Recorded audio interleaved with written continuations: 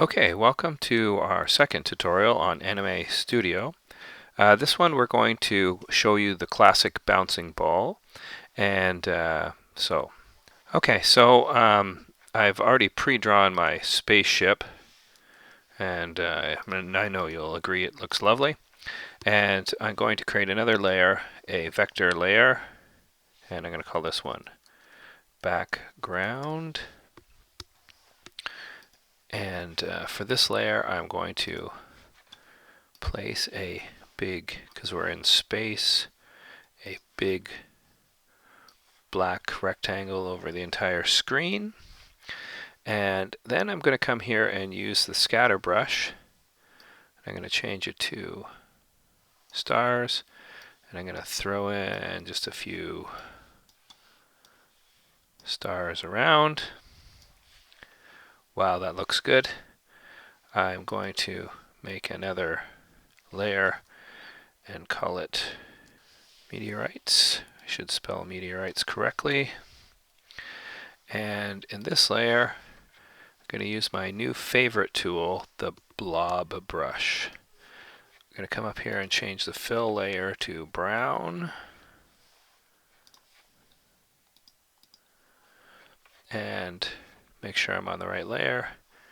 And now I'm going to draw some meteorites kind of shapes.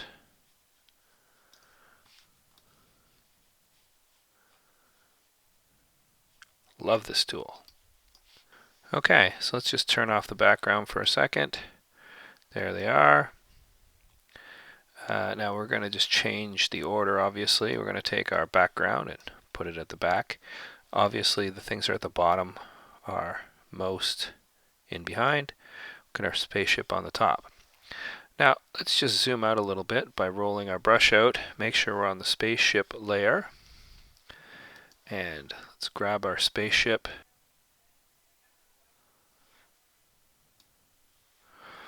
And now we'll just move it off to the side. We can turn our other two layers on. So down here is our timeline, and you'll notice, let's move out to frame 18. Let's ease our object in there. Wherever I stop, it will add a keyframe. So when I add a keyframe, so it bumps into this one.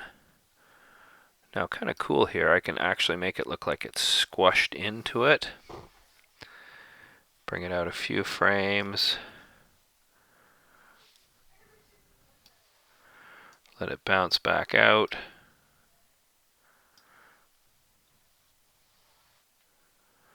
We can change its direction.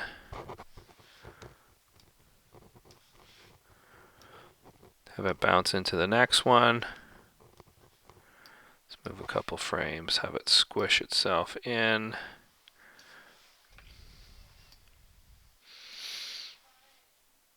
Have it come back out.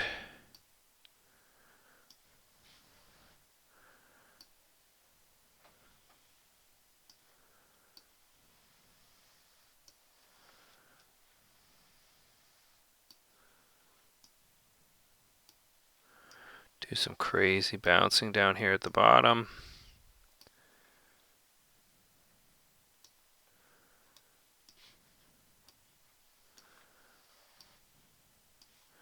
And you'll notice every time I move it, we're going to get some great keyframes again.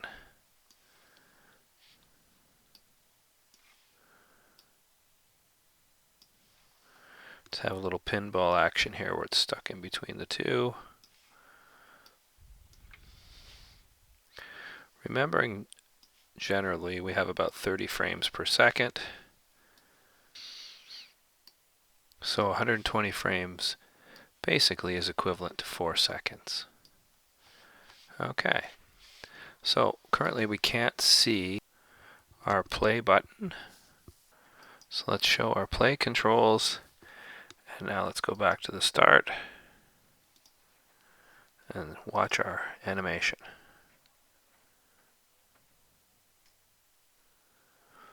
And that's it. Done. So you'll now notice that we have 123 frames. Now let's export our animation from 1 to 123, which is the entire. We want to have it save as either an MPEG-4 or a QuickTime movie.